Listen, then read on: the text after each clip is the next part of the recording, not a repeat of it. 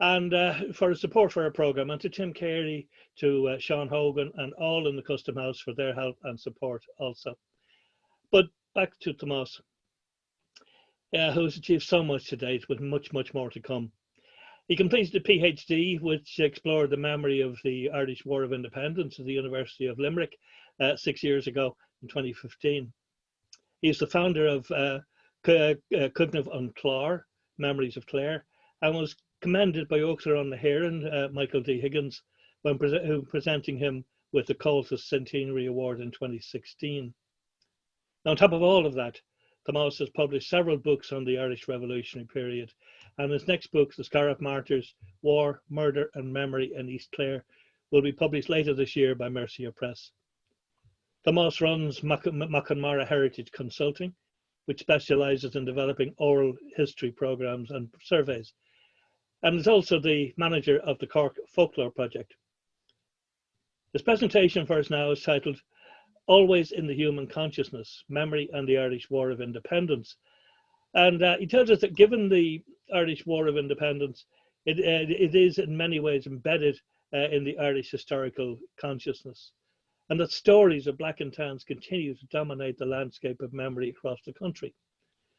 Tonight, Tomás will explore A, why the memory of that period is so strong, B, how it has been preserved, and C, what our relationship with that time means for understanding of the past.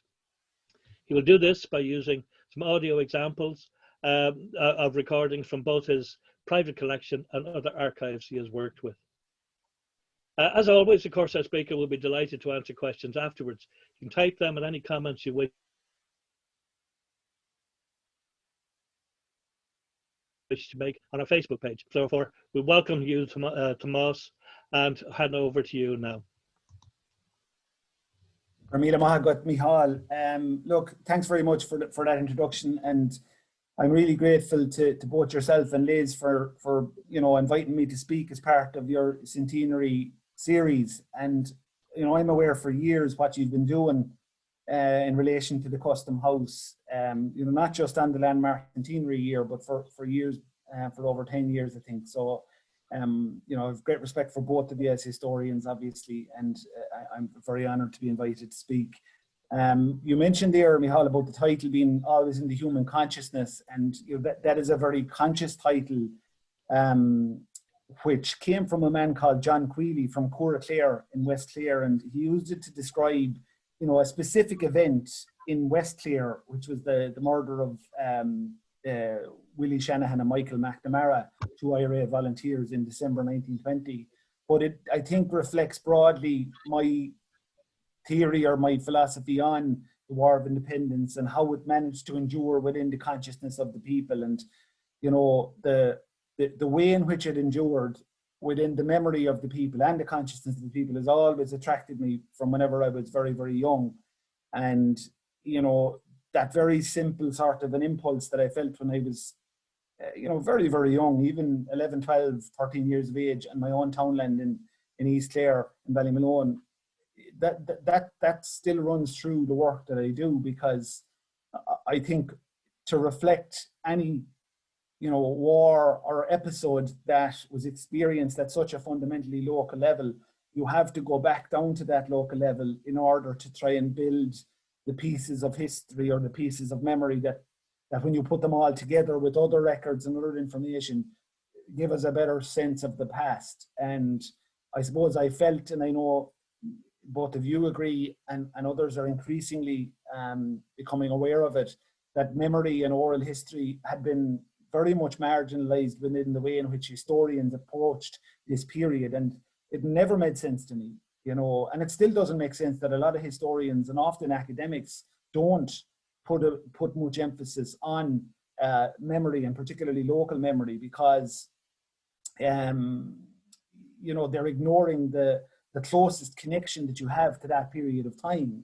And my ambition has always been to try and bridge the gap between our time and our understanding and the experience of that time. And in order to do that, memory, in my view, is the best pathway to do it. So look, you've explained what the intentions of the lecture are. So I'll share the screen and say we'll start it off. And I do look forward to the end of it to answering any questions that you might have. So hopefully everybody is able to see this, and if not, let me know, but I think we're okay. So the first piece of audio, I'm going to play about 5 pieces of audio throughout the lecture, but I have 2 pieces of audio to begin with, and the first one is particularly special in a way in that it will be the first time publicly that this voice has ever been played. It comes from a collection generated by a man called Untitled Chapter in the 1970s and 80s. Now, in fact, the interview itself was done by somebody else, but Untitled managed to get it within his collection, which was deposited at the Military Archives of Ireland back in 2018. And I had the great honour and privilege of being commissioned by the Military Archives to listen through to all of the tapes. You know, you'll be familiar that these are the tapes, of course, that led to the books, the hÉireann, the Twilight Years, Survivors, and Harry by Untitled Chapter, which are 3 seminal publications. But there was so much more in the tapes and in the interviews that he did for the book than are in the books, which was fascinating. But in one interview, we hear a man called Archibald Armstrong, and you'll hear from the piece of memory what his particular story is. I will encourage you all to listen very carefully and to also read the transcription of the audio as you're listening, because just bear with me. So I should have said as well before I played it, and fortunate that I have the chance now this time, that when you hear Archibald Armstrong speaking, his language is fairly colourful, so probably right to give a bit of a warning about that once we're seeing as we're live on Facebook. So here we go again.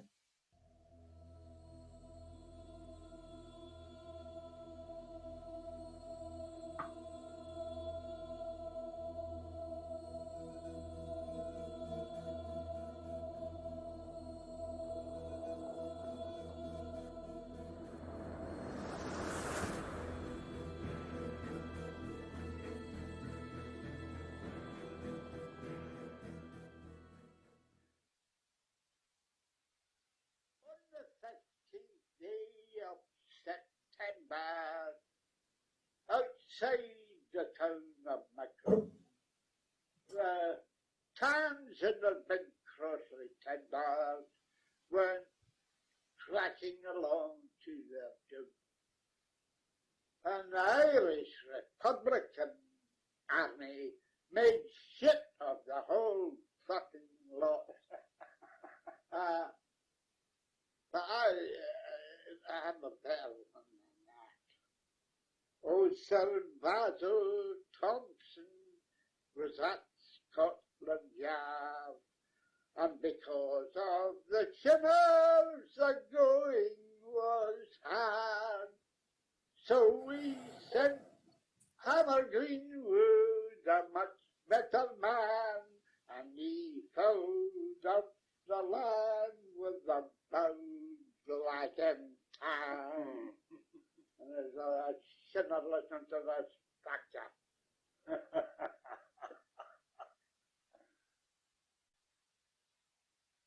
Hi, my name is Archibald Armstrong. I'll be 85 next March. I understand you had something to do with Ireland when you were a young man. Yes. Can you tell me when that was? Oh, Roughly. 1920. And what was it you did in 1920 that had something to do with Ireland? I was a black and tan. And what is a black and tan, John?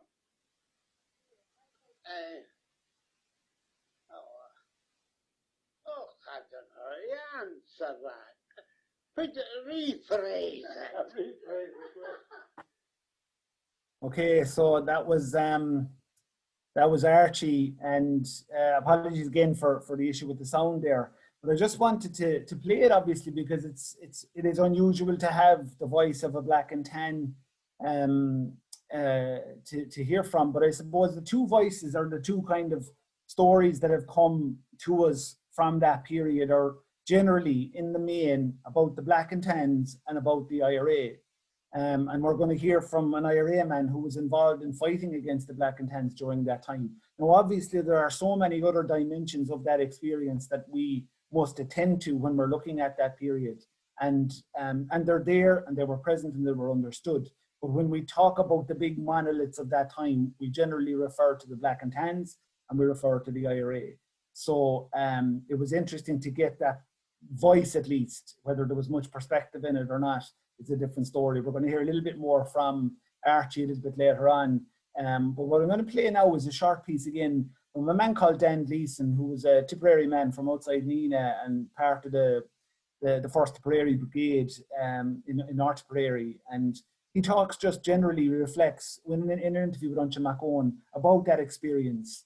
And again, just to get a perspective of somebody who would have been potentially facing Archie in the field during that time. So we'll hear from Dan, and again, it's about a minute long.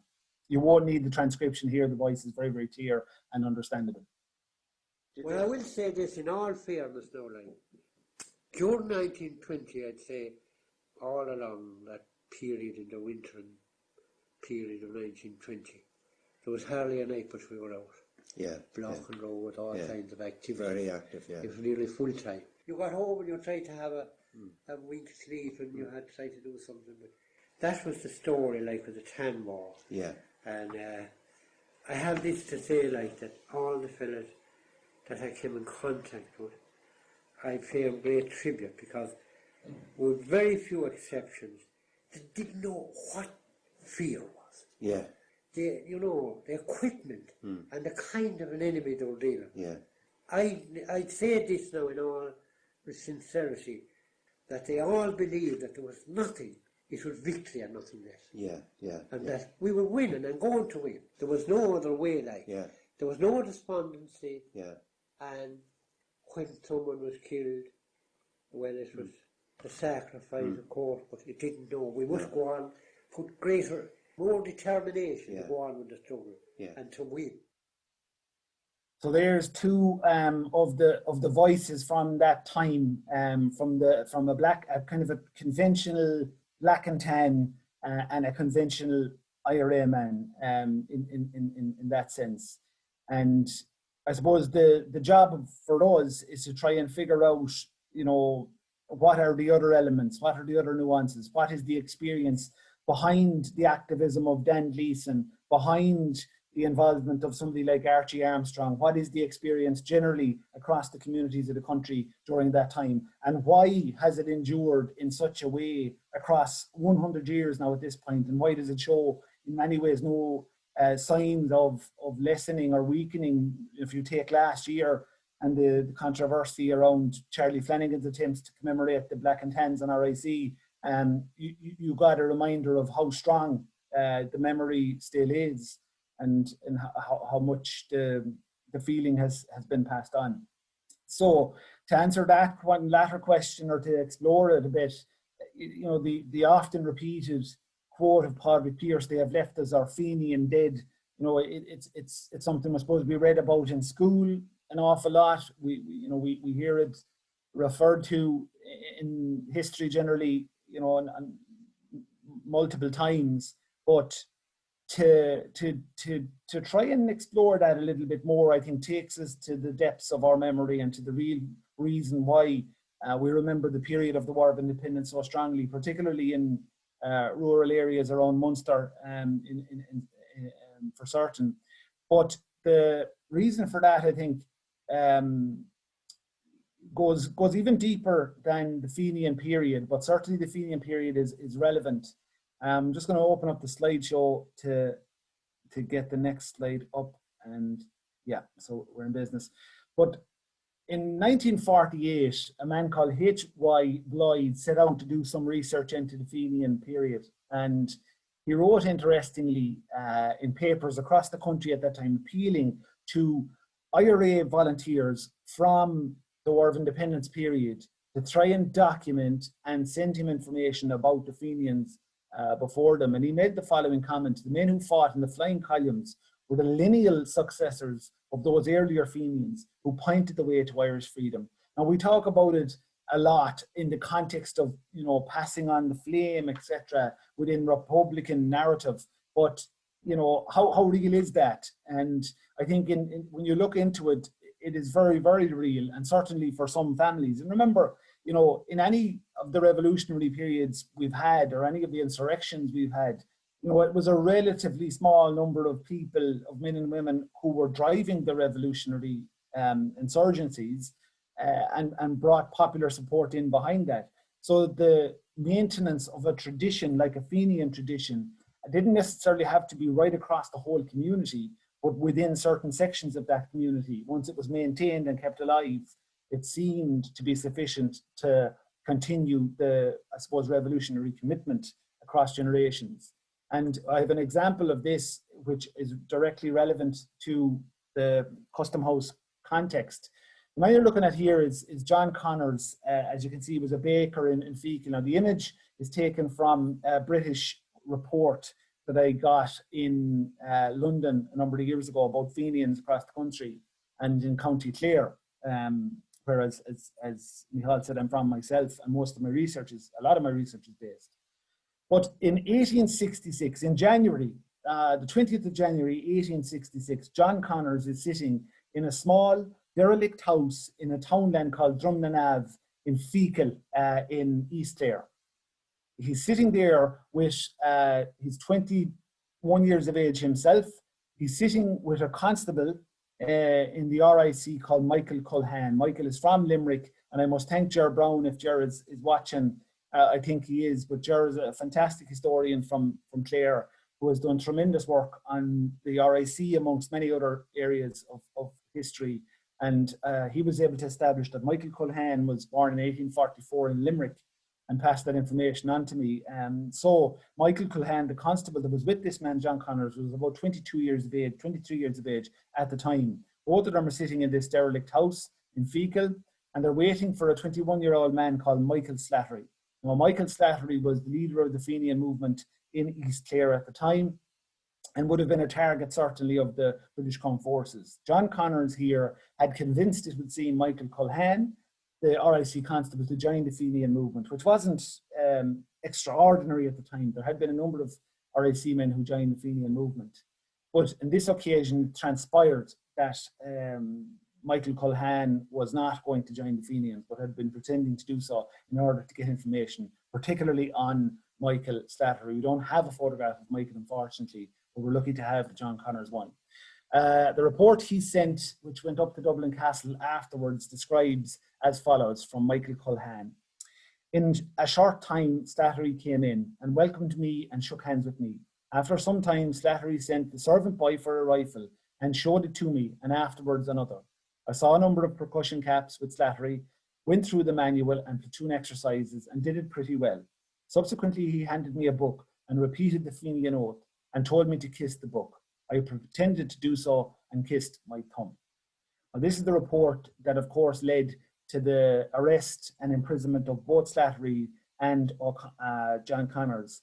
And Connors was released subsequently a number of years later, had suffered quite badly, not as badly, unfortunately, or not as badly as Michael Slattery had suffered in jail. And both were released subsequently, but Michael died a very, very young man in 1875 at the age of 29. Now, here in Feakle in 1881, this monument you're looking at was put up in his honour, erected by the nationalists of the County of Clare as a tribute to his unswerving fidelity to the cause of his country. So that monument was put up in 1881. Now, in 1916, his nephew was in Jacob's Biscuit Factory as part of an occupation of that building as part of the Easter Rising of 1916.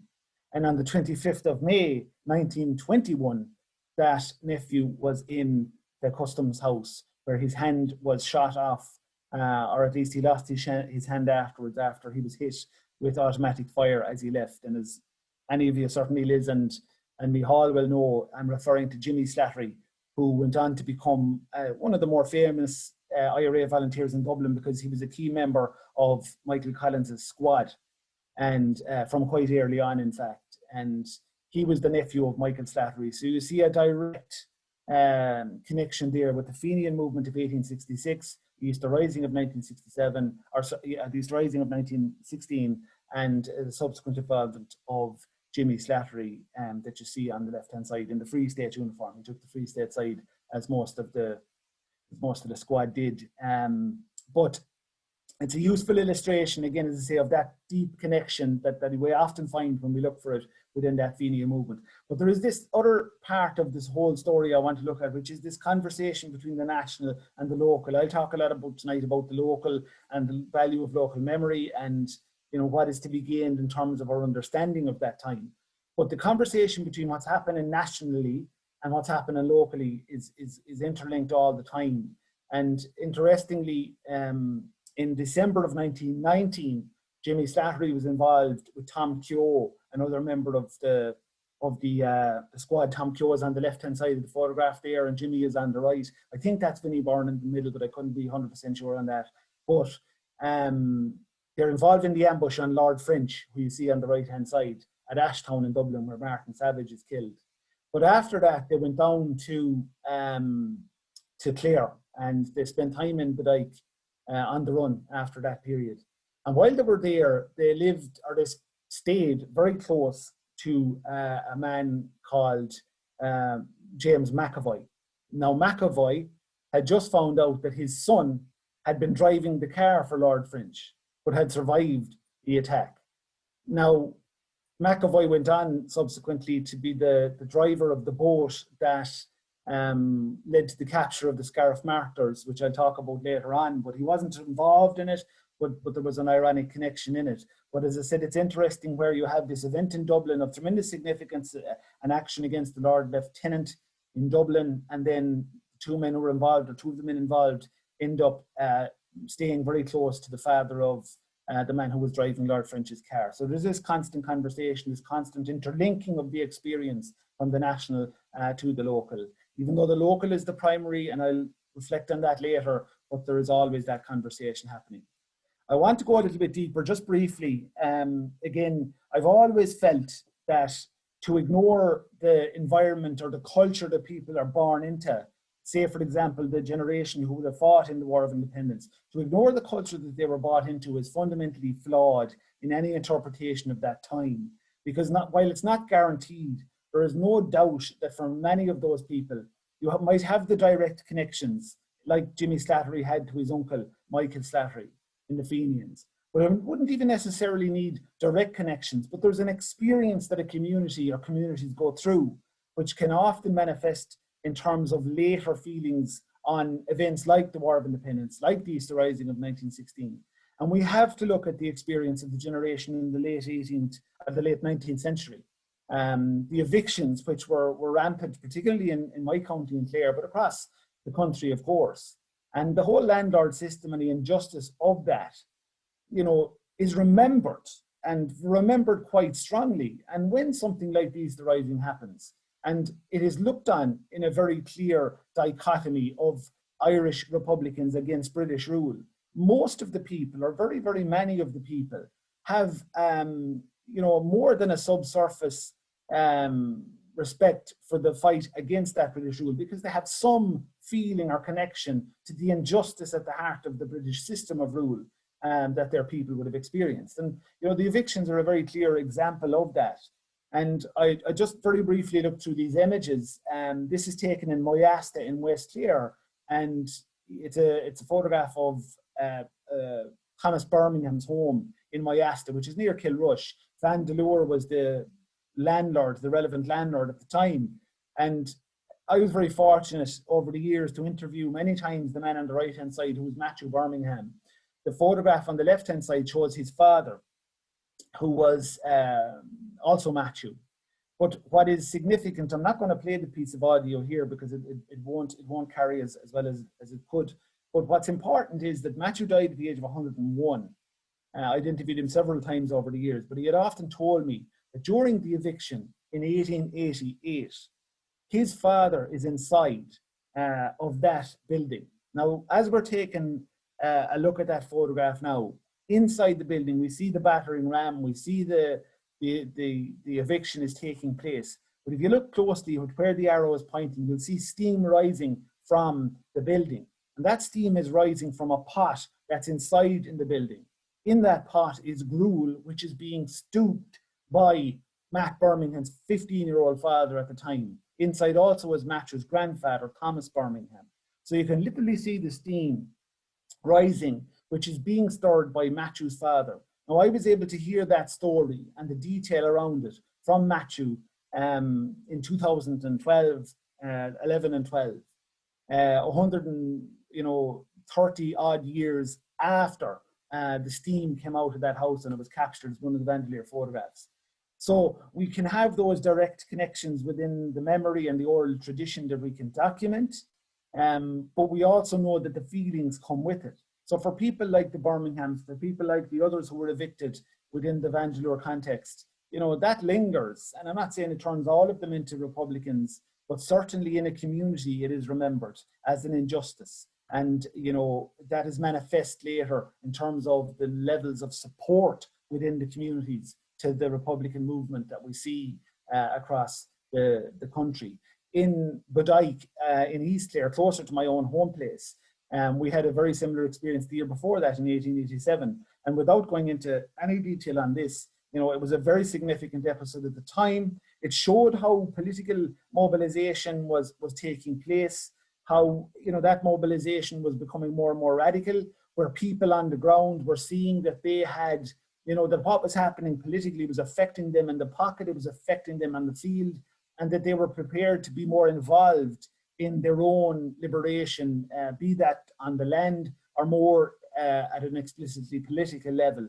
But certainly the experiences of the evictions play out, in later years, because in the Dyke, the whole communities would have come from, for anybody who knows the area, from around Northeast Clare to the eviction scenes every day over the 2 weeks in which they were taking place, and would have supported the tenants as they held off against the evicting parties. So it was very much a community experience, and a very broad community experience that was passed on in the generations that followed. And there were dramas that were made about the Bodyke evictions, which I've been told by people who attended them were very, very emotional.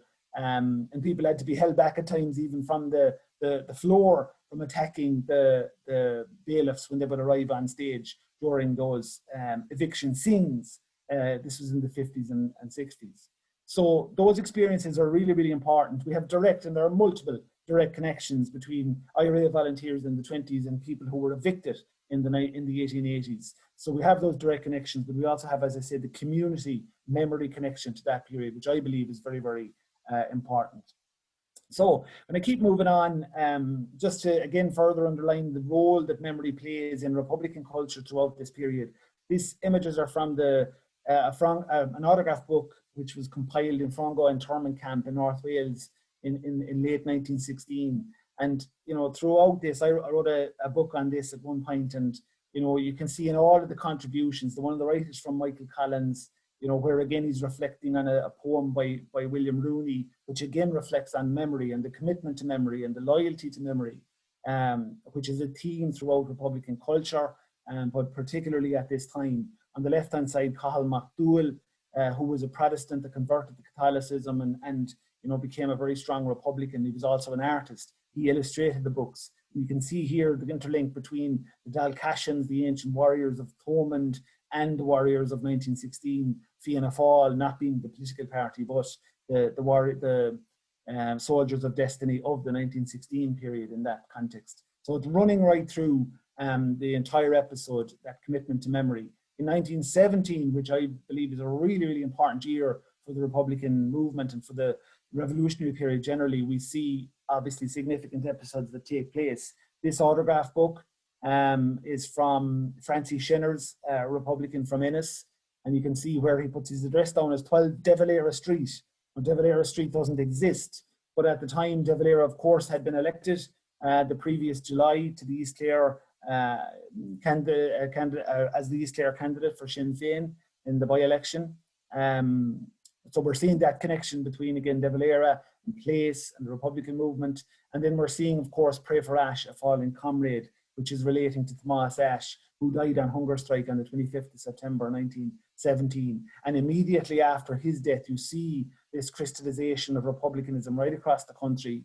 And you see again that play out as a loyalty to memory and a further consolidation of feeling across the country, which is going, I believe, and does play out over the following War of Independence years. So to talk through and to move into the War of Independence period more generally, it's important, I think, to reflect on the level of change that took place around the country. And, you know, the RIC as the standing police force at that time, you know, they would have, of course, felt the change most dramatically, because it's very difficult for us, actually, I think, to appreciate the level of change that took place during the War of Independence for the general public. You know, when you look at the whole judicial system is transformed, you know, with the establishment of Sinn Féin courts, the whole boycott of the police, particularly from April 1919, but prior to that, you know, the relationship had been breaking down. Not to mention the level of violence that took place, obviously, across the country, as I'll explain in a little while.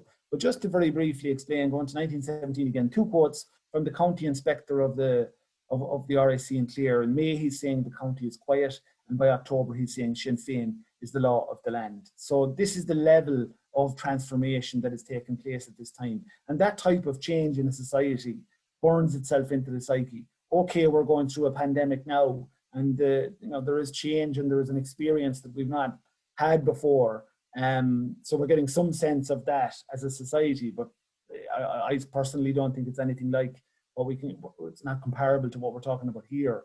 But in terms of, you know, such a rapid transformation of the way in which society works, maybe there's something there to relate to it with. And so I'm going to play this piece for you now, because I want to talk about the introduction of the Black and Tans and the way in which that affected the experience. Now, the question in this piece of audio relates to the Black and Tans. The answer does not, because it relates to Tomás Mac Conmara and his murder by the RIC. And of course, it was the RIC that murdered Tomás Mac Conmara, not the Black and Tans, who had were only been introduced the following week into the country. But I'll come back to that categorization and discussion around names in a little while. But it's from, what I'm going to play now is from the Cork Folklore Project. It's an interview with a woman called Mary O'Donovan in the north side of Cork City in 1996. It's an old recording. The audio is not fantastic, but I have the subtitles in so you can hear what she's saying. But she's speaking about working with Tomás Mac Conmara the evening that he's murdered. So it's a really powerful, important piece of audio. Again, only about 1.5 minutes long. And can you tell me some things about the Black and Tans, what they did? Oh, don't be talking, girl. They done terrible things. First of all, you know, they shot Tomás Mac Conmara. Right. You know that, don't you? I do. Yeah. I was working with him at the time. And that night, he was in the shop selling flour and meal himself inside the counter. And I was like in the month of March, you know. And I was going out. It was kind of getting dull and it was misty. And I was going out. The factory was at the back of the shop that I told you. And I was going out anyway. I was finishing off an order or something myself. And I was going out. And this man was singing outside the shop door. Better to do around that time, you know, now. And I was going out the door, and Tomás, there are some mercy in him now. He called me back, and he said, give that to the poor fellow sing outside the door. I know there was 6 or a shilling he gave me now, he gave me something to hand it to the poor singer outside the door, and I did, you know, now. And he was singing, left the green flag around me, boys. That's the song he was singing. Right. He was singing that song, but I handed him that nigger outside the door. It was quite a coincidence, wasn't it? It was during the night. That night he was murdered. His wife was expecting a baby, so she had twins after. The same night, in our presence and all, they shot him dead. So again, I think a really powerful piece of audio, in my opinion, but really important because for 2 reasons. First, as I said, it was the RIC that shot Tomás Mac Conmara, not the Black and Tans.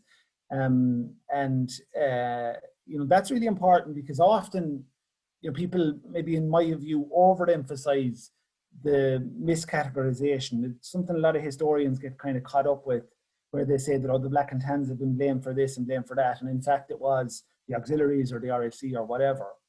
And of course, we have to be as accurate as we can. But in my view, having undertaken hundreds of interviews on the subject, you know, in local areas all across the country, I really feel that there is, you know, a subtlety of understanding and a nuance in community memory, whereby, in fact, the use of the term Black and Tans isn't inaccuracy. It's actually reflective of the broad categorization of the forces of that time. And I've questioned several people on, you know, was it the Black and Tans or not? And, you know, it's not blasé of them, but they you know, frequently made the point that they saw little distinction. You know, they were able to discern between the RIC, of course, they knew many of them, and the Black and Tans, who they would know by their accents, etc., and their uniform. And also they would have been able to discern between them and the auxiliaries. But they also reflected the fact that in many cases, these organizations worked together, and in all cases, they were part of the same allied forces. So I think some historians get caught up on a misinterpretation that's not actually there, you know, and if they went down to the local areas, they would find out that people know full well, in most cases, who actually they're referring to, in most cases, as I say.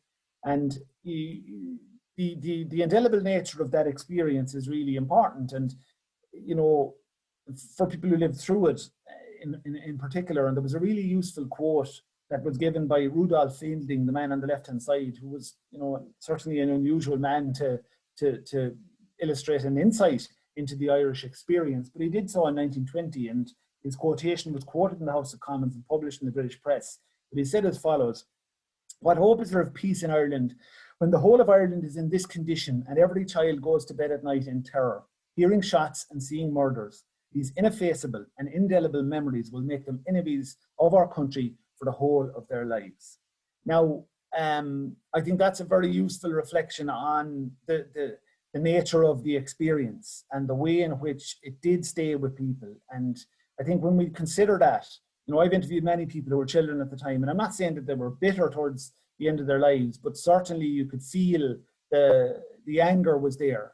That remained, that endured, the sense of injustice. And some of it would be based on what we could characterize as very, you know, simple experiences. And, you know, but when you know, a foreign force, you know, be it comprising of Irish men or Black and Tans, nevertheless, it was a force that was seen as attempting to maintain British rule. When they come into your farm and shoot cattle, you know, when they come into your home, obviously, and smash your home up, or when they burn your home or burn your neighbor's home, those types of experiences remain embedded in the psyche and in the consciousness.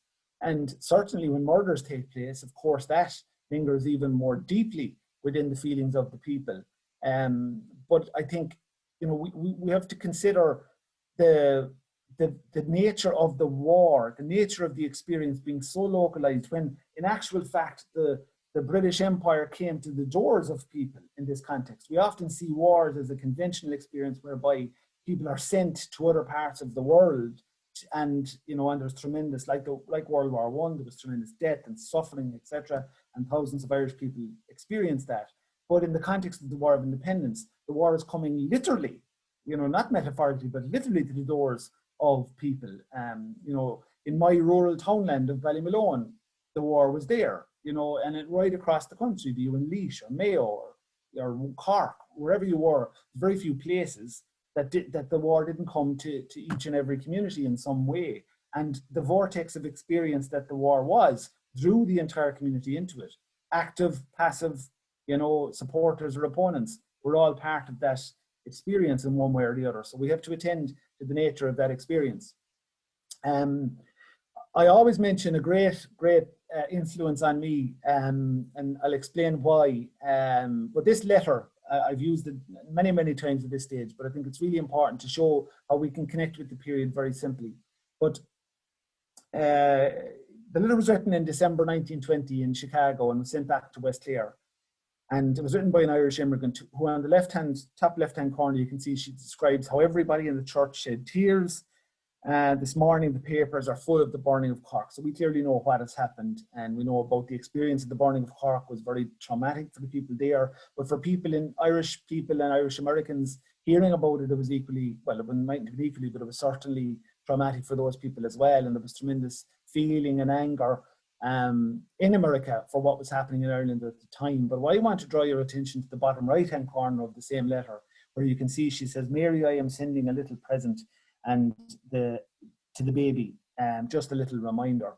Now, this was written December 1920. The little baby is a girl called Catherine Maroney. She's 4 years of age, and 96 years later, little Catherine passed away. One of the greatest friends I'll ever have in my lifetime. I met her when she was 90 and we became great friends. I recorded her over those 10 years until she passed away at the age of 100.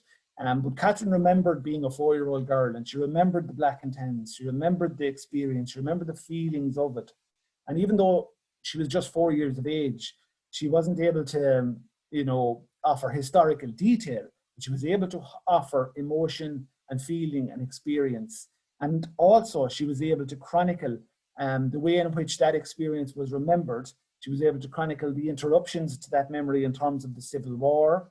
She was able to remember the fact that her husband, her future husband, Sean, was an IRA man in the 1940s that was interned for 3 years in the Curragh. She was able to remember the 70s when the troubles broke out in the north of Ireland and the experience of it and how it affected people's discussions at a public level, even about stuff like the War of Independence. So Catherine's contributions to my research are enduring and, really reinforce the value of people during that time. So to again underline the nature of the war and how it affects memory, in 1920 alone, we know there were over 45,000 raids, 45,474 raids in private homes across the country. That's 1920 alone. And some of those homes would have been raided multiple times, of course. It was the same homes, but there were still that many raids by British forces. So each one of those raids brings with it an experience and brings with it a memory. And, those memories don't die very easily, as I've said. And those raids happen right across the country. In most of those raids, the IRA volunteers who might have been the target weren't actually there. So it was the young women, old men left behind who had to suffer the consequence of those raids. But that's how you build this diffusion of experience right across at least the active areas of the country. And that brings with it this really solid foundation of memory and experience that, has to be there and has to be part of the way we interpret that time and understand that time by going back to that memory and by exploring it. And I want to play this next piece, which again, you won't need any subtitles for, but it's from a lady called Nora Canavan, and Nora was 104 years of age when I interviewed her. So Nora was 12 during the period of the War of Independence, and remembered it quite clearly, obviously.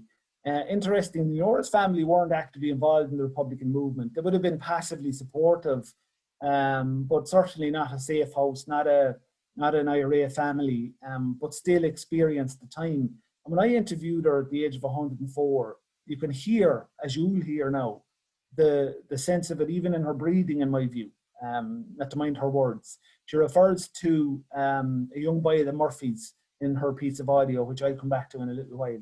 So first she talks about generally the experience of that time, and secondly she talks about the Munreal ambush, which took place on the 18th of December 1920, very close to her own family home. I know the time of the 10th, it was an awful time. God, you wouldn't know the hour of the night. They'd knock on the door and they'd come in and search your house, and if there was a spark of light seen, the windows had to be barricaded, covered up, no light to be seen.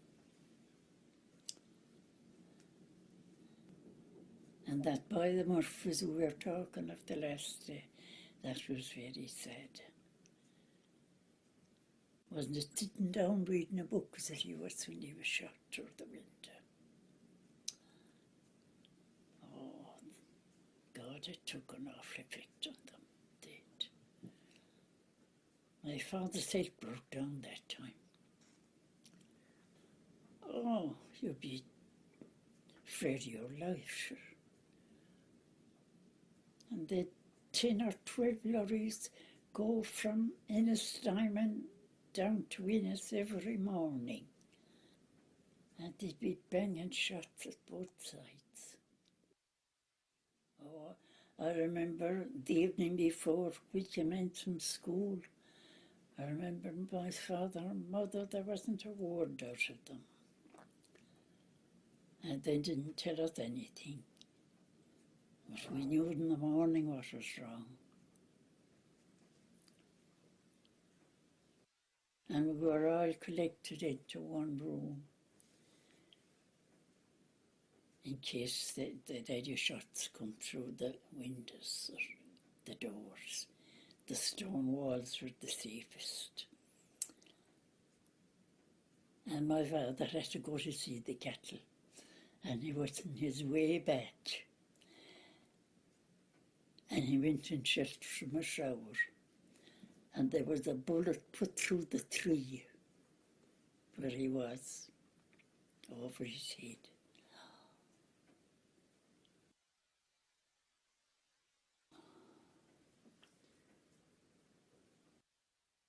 Oh my, it was a bad time. So I just want again to underline there, and I've said this before about Nora, you know, in her breathing there, I think you get a sense of that time. So again, often, you know, she took us right to that ambush. You know, she took us to the sound of it. She took us to the danger of it. You know, all of that is encapsulated in her recollection. But, you know, some people would suggest maybe that it doesn't add to the historical detail, and, you know, maybe there's a point there. But certainly, as I've mentioned already, you know, if that doesn't give you a sense, that for me anyway gives a much better sense of that experience than any, you know, conventional report on the ambush might do, or at least in line with it, it is hugely useful in my view. So I'm going to play two more pieces of audio now, and then I'll move towards the kind of handling of the memory after the War of Independence, and, you know, how it was affected, what influenced it, and how it endured generally as we come towards the end of it. But the next piece is returning to our friend Archie. Again, you know, this is the second time Archie's voice has ever been heard publicly since it was recorded. And again, thanks to the Military Archives and Daniel Iotis, the OC there, for giving such a commitment really to putting the Mac Owen collection, to processing it, and to ensuring that it's available to the public. It's a massive service for the country, and you know, really good sign of the archives to take in that material and to make it available as well. So here again, you're going to hear Archie talking about the experience from his perspective, I suppose, of being a black and tan, traveling with auxiliaries, and in this case, leading into an ambush. He laughs at the start about picking Cork as an area to go to, and the consequences of that. So again, the subtitles are there because Archie is a little difficult to understand, but about a minute and a half long again, and we'll be back then. Anyway, tell me what happened when you got into the black and tan. I picked Cork. What? I picked Cork to go to. I thought it was a nice, quiet place. Tell me what happened. Well, I volunteered for Cork. And on our way down with a bloody Oxy, you know, they never wouldn't pass a bloody pub. Yeah. We were all bloody drunk. And when we left that pub in Macron, bloody Oxys, and they were all as full as bloody eggs with booze. And suddenly, from both sides of the road, it wasn't that, but it was getting that. A bloody rifle fire started. Mm-hmm. Oh, we all hopped out, and we were going to do this, and we were going to do that. But instead of that, like, my belly was in bloody Irish mud. And you see, we couldn't see where the firing was. All we could see was the flash of rifle fire. So there's an experience of a black and tan being ambushed by the IRA, and you know it's unusual to hear that insight. You know, I've listened to the full interview with Archie. It's not a very long interview, but it is interesting, you know, to get an insight of, to get a voice first of all, get an insight into the type of people who joined the Black and Tans. He reveals himself that he joined the Black and Tans in order to kill another Black and Tan, and that who was a fellow Glaswegian like himself. And there was no political ideology certainly behind it, but I would say a preparedness to do damage without question, and a distaste for Irish people as well was very clear throughout the interview too. But again, just to understand that experience, it's interesting to see it because, you know, we hear there the experience of being ambushed. We know it's the IRA ambushing them. We also know then there's a consequence for the broader community around that ambush site. You know, like with Nora Canavan a little earlier, you know, the broader community experiences it, even though the actual confrontation might be between the British forces and the Republican movements. The second last piece I'm going to play tonight is from a man called Michael O'Gorman, great historian, great form still in Scariff and East Clare, and a great bearer of tradition. But he had a very powerful story about his grandfather, who had been a British soldier, by the way, and his granduncle, Michael Young, as well, and how they encountered a group of Black and Tans, you know, who didn't contain Archie Armstrong because he was in a different part of the country, but might well have contained people like Archie Armstrong. So I'll play Michael, again, a short piece, but gives an insight into, you know, the experience of that time, the brutality of it, the way in which it's linked to place, the way in which it's linked to family tradition, and the way in which the memory passes on in different ways. The evening that Helens beat up my grandfather and my granduncle Michael. Michael was his brother-in-law. That's Michael Young, is Michael Young, yeah. When they were coming home, they were coming up the Fecal Road, there near Michael McMahon's. The Tens were actually on their way down the Fecal Road. They struck my grandfather into the face with a butt of a rifle and smashed his jaw. And I hammered him and kicked him while he was on the ground. But Michael tried to help him, and I struck Michael with the butt of a rifle, and when Michael fell, one of them stood, you know, his arm went out like that, you know, and one of them stood on him. It stood on his arm, and another stood on his back. And they got the butt of the rifle, and they smashed his arm again and again and again with the butt of the rifle. And when I was a little lad, I used to spend a lot of my time with my granduncle. I used to notice his arm, even when he hadn't his sleeves turned up, which was like a sickle, like that. The doctors were never able to get his arm straightened out. They were able to save it all right, you know, but they could never get it straight, so that his arm was bent over like a sickle. The evening.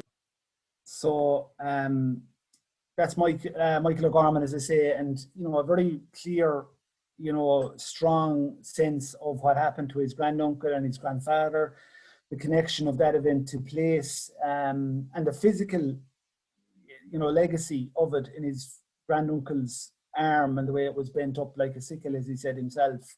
You know, that type of experience would be typical right across the country, and you know, we're foolish to think that those events and those experiences don't play out in communities and play out in community memory.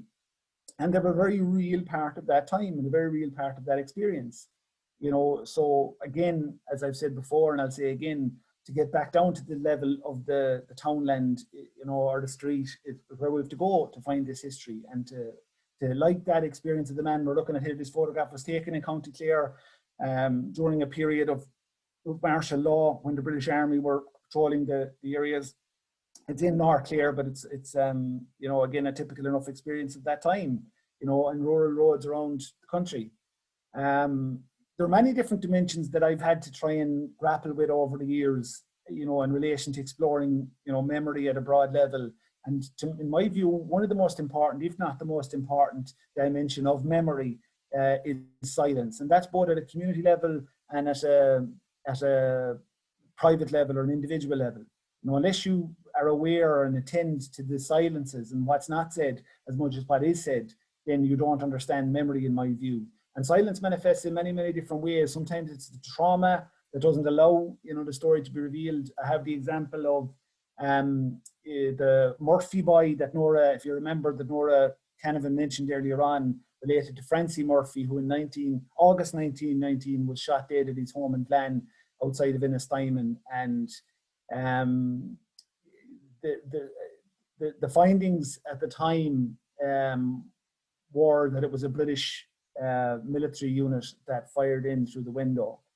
They were certainly active in the area at the time. 2 RIC men had been shot dead in the weeks beforehand in the same area. Francie was known to be a member of Fianna Éireann and had worn the uniform publicly, and the shots were fired in through the window. Now, there is another contention that it may have been to do with land, but certainly the young boy who was 15 years of age was dead nonetheless. And his sister, who in the photograph, the family photograph that's there, happened to be beside him, was the girl who held him as he died that night. Now, that was in 1919. I spoke to Francie's nephew and Una, his sister's son, in 2011. And he recalled how in 1965, 46 years after Francie's death, he was at his mother's side in a hospital in North Clare as she was dying. And in the second day of a coma, she managed to wake up from the coma and just moved enough to get the rosary beads, which were behind her in the bed.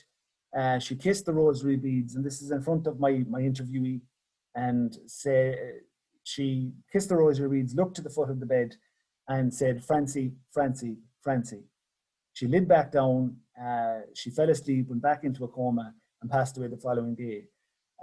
For 46 years, as my interviewee explained, she had never mentioned Francie once. She'd mention him once a year, say a decade of the rosary for him, and that's it. Wouldn't talk about him for 46 years. But the last 3 words she said on this earth were to call her brother's name 3 times. So again, silence can be, a measure to protect oneself against trauma, or something that's just too difficult to remember. And sometimes communities can have that capacity to conceal as well, rather than to deal with something. And that's maybe part of the way communities and people work. But it's there. The other, of course, silence is often talked about is women. And it's talked an awful lot about. And, you won't find a stronger advocate for the role of women during the revolutionary period than me. And I know I've spoken before to Liz Gillis about this, and she's done a tremendous amount on obviously on all areas of the period, but on women as well. But I think it is wrong to present this notion, and it's repeated, and of course it's kind of popular to say it, but it's constantly mentioned that women were written out of the story and they were never acknowledged.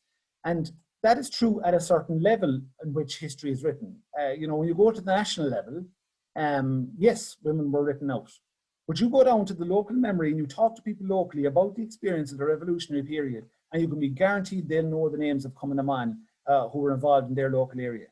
And they know the role of Cuimhneamh, and they know the role of other women, in different aspects as well. When it came to official recognition, or certainly in terms of the official narrative or the state narrative, there was a big gap in relation to the role of women outside of the key figures like Maud Gonner or Countess Markievicz. But I think it's wrong to say that they're completely neglected, because at a local level they weren't. At a local level they were recognised, and certainly by their comrades in the IRA they were recognised. But somewhere along the line, the state as an entity felt or decided in its way that women weren't going to be recognised at that level. But the images, just very quickly, reflect in some ways the silence that can be there, even self-imposed silence. But in the top left-hand corner, the top left-hand image, you see Mike O'Foley, an IRA volunteer from Ennis, and his girlfriend at the time, who was from Clonlara in South East Clare, and Kathleen McCormack was her name. As they went on, they got married, they had a family in Ennis, and I interviewed their daughter, who's up in the top right-hand corner. And at the end of the interview, having spoken about her father for some time, she revealed that her mother wasn't really involved, or she felt she wasn't really involved. But to make a long story short, we subsequently found a collection of documents that revealed that her mother, Kathleen, who you see in the bottom of the picture as an old woman, was the second from the top in Cuimhneamh across the East Clare Brigade, and was deeply involved in carrying guns, in helping wounded IRA volunteers, etc. But had spoken, she had not spoken about it in all of her life subsequent to that. So, moving on very quickly, and I'm sure Liz and Michal are watching the clock, but we're getting towards the end. But I want to talk about the ways in which it has been, the different ways, the different triggers for that memory over the decades that followed, and how it was affected by different events that took place.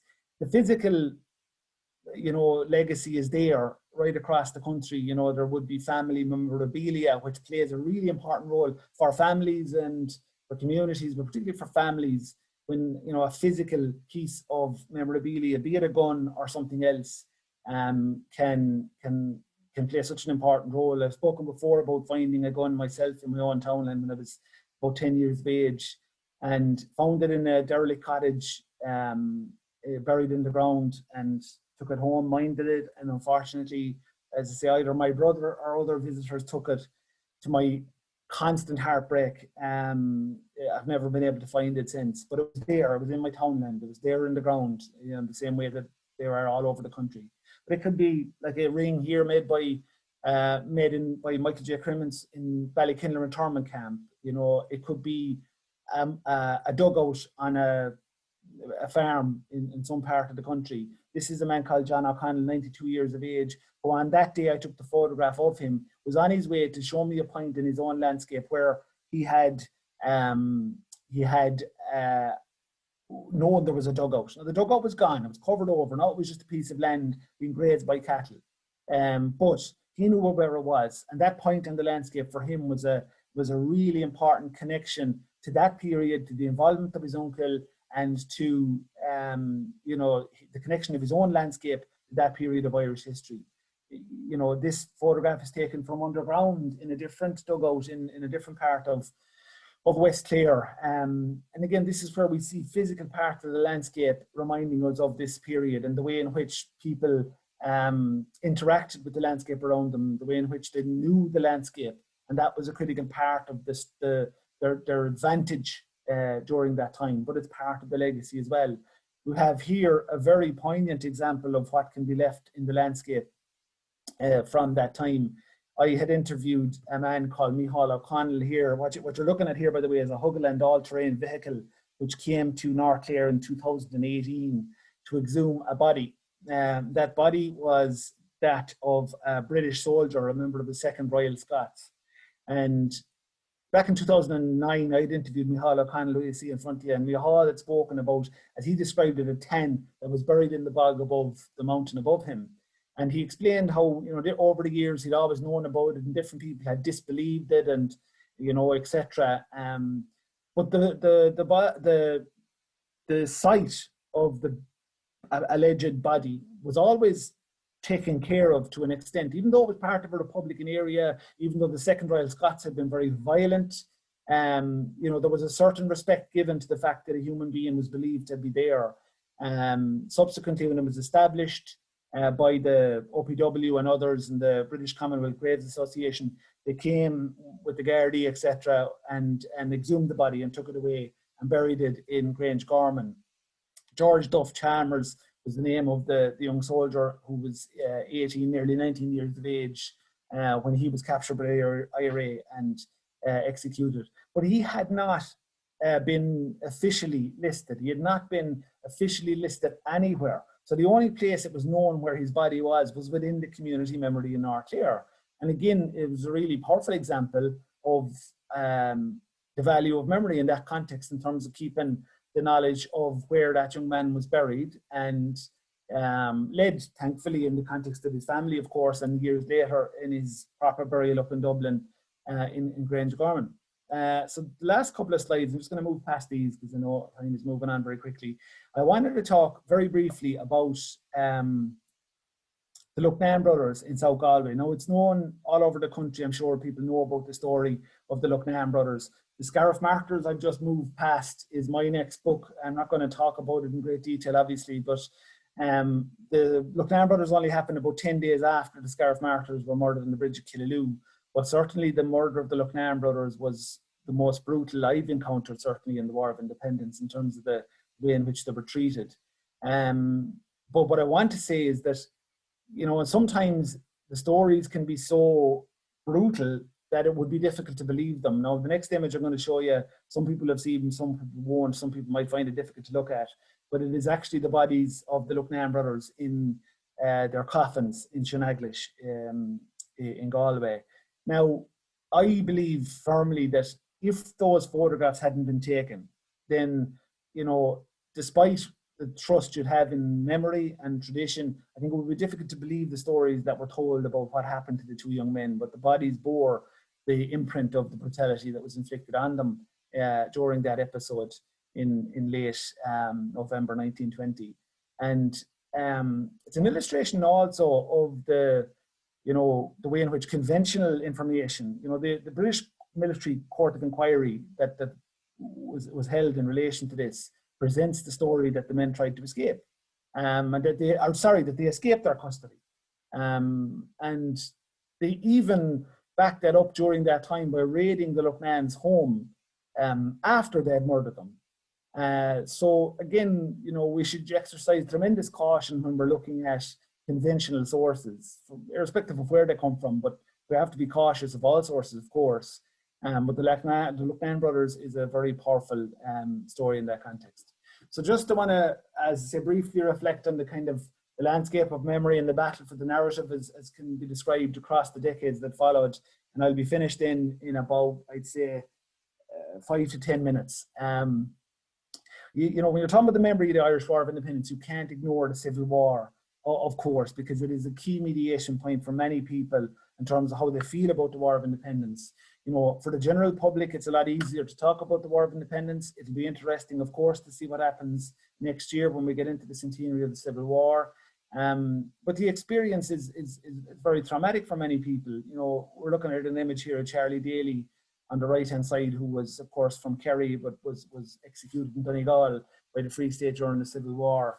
And his sister, Mia Dalig, was interviewed by Tomás Mac Conmara and spoke about it, and spoke about, you know, the continuing Republican commitment they had in their family and the Free State raids on her home.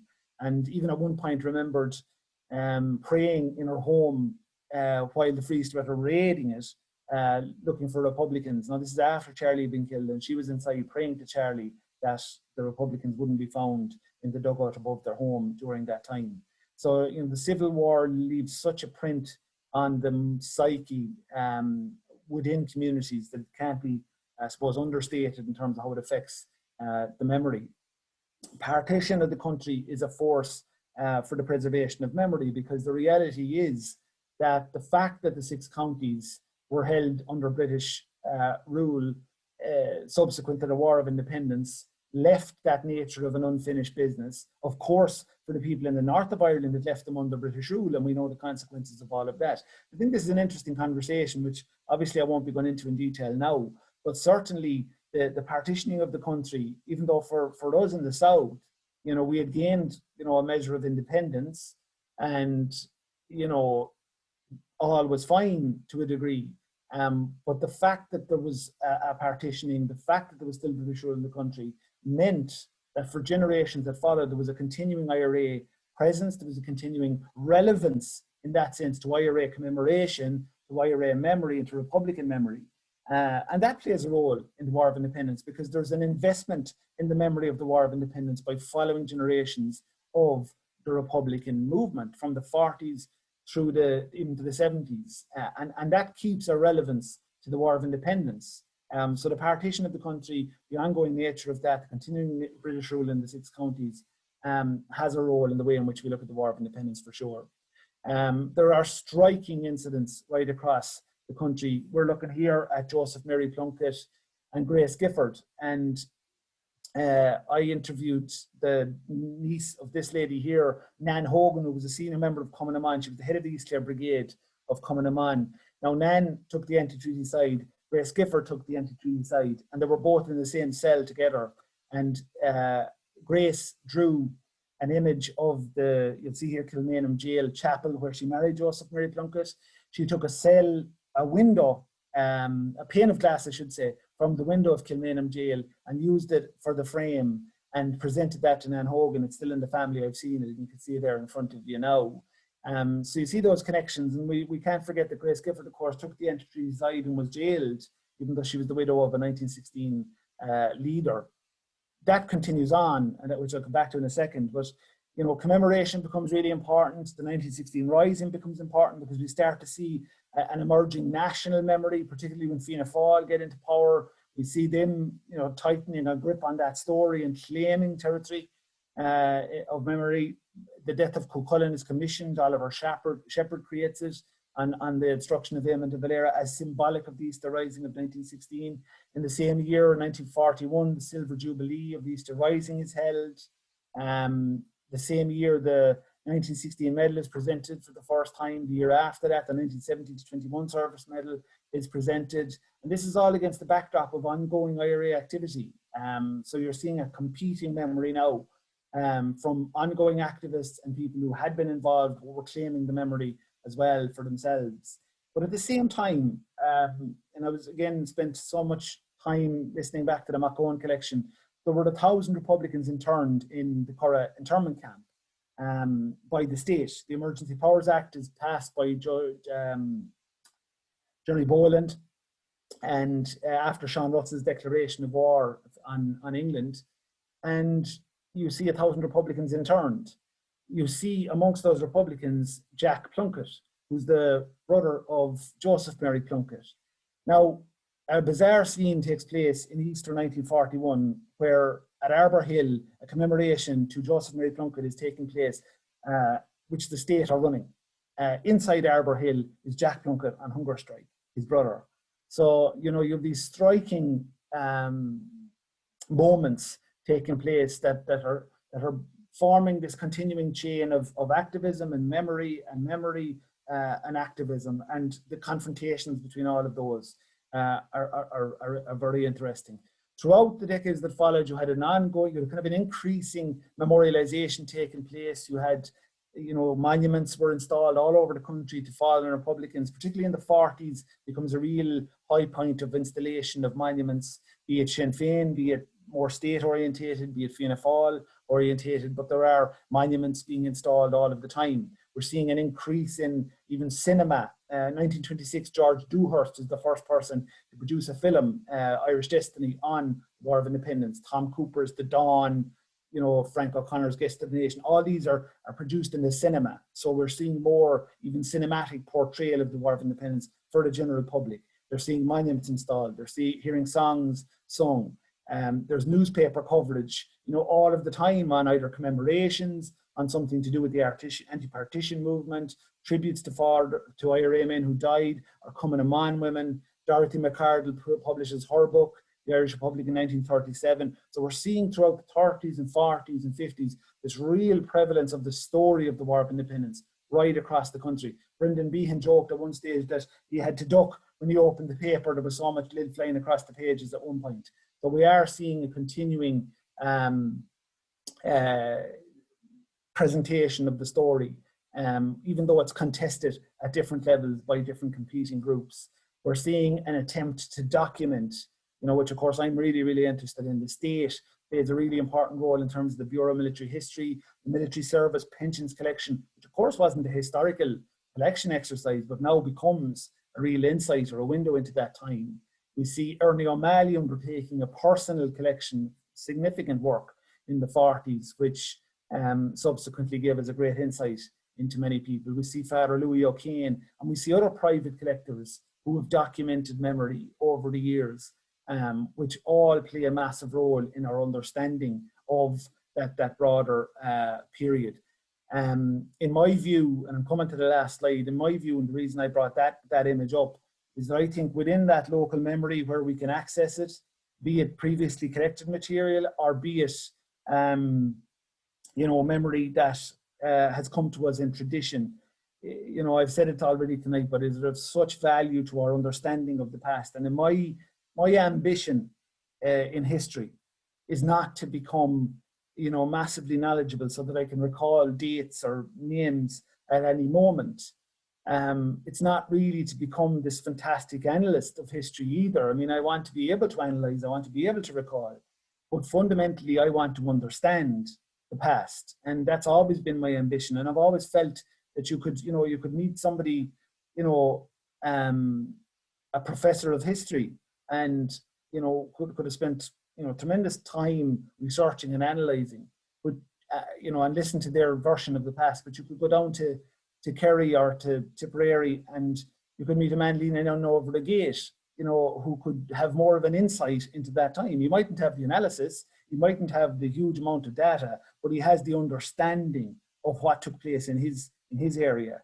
And in my view, unless we, you know, put our ear to those people and get down on the ground and listen and gather up the fragments of memory that's left, we're not going to get a true version of the past, or certainly not going to get a true version of the experience of the past. So the last piece I want to play for you is from a man called Jimmy Leeson, who unfortunately has passed away as well. But Jimmy was from West Clare, from a place called Coor, a great traditional music house, Leeson's of Coor. Some of you will know, I'm sure. But Jimmy's father, Ned, was a member of the IRA in that area. And Jimmy grew up with a great understanding of it, you know, from listening to people, from listening to IRA volunteers, as well as our former IRA volunteers, also from listening to his dad. But I asked him to kind of give a characterization of the IRA men and the stories he heard from that time towards the end of a recording I did with him about 10 years ago. So I'll play his piece and we'll finish it at that. And if there's any questions, then I'll be delighted to try and answer them. So here's Jimmy Leeson. They were, outside of my father now, in general, they were a tough race of people. And I have done a fair bit of travelling in my time. And I would say they were a unique race of people. They were tough. They could go for a long time. How would you say, without food and stuff, and they didn't expect too much. And I would say one thing from, there's a body of men there and a photograph in a parade. I would like to have them behind me if I was in a tight corner. They weren't afraid of anything. And on top of that, too, they weren't maybe the nicest people in the world to their wives and families. They were kind of born wild, if you like. But they were harming, real harming. I remember going to fairs with him in Milltown, like, you know, it was damn seldom you came out of a fair without a row. And they didn't go back from anybody. Did you ever see your own father in a row at a fair? Oh, I saw him a few times in action. And they could handle themselves, let's put it that way. Did he maintain his kind of Republican beliefs? You know? Right to the last. Right to the last. So that was Jimmy Leeson, as I say, and look, I've kind of rushed through an awful lot of stuff there, but hopefully it gives you a sense of where I'm coming from in terms of my research, and obviously, yeah, the value of memory, the value of including it, and I don't disagree with, I don't go against conventional sources. I use them all the time myself in my research, but it's just about having an ear to the experience on the ground as close as you can to it to bring about a better understanding of all that time. I think is really, really important. So look, it's been a pleasure, as I said, to present for you. Hopefully it made sense and you could at least hear it. So I'll hand it back to Liz and Michal, or Liz or Michal, whoever wants to wants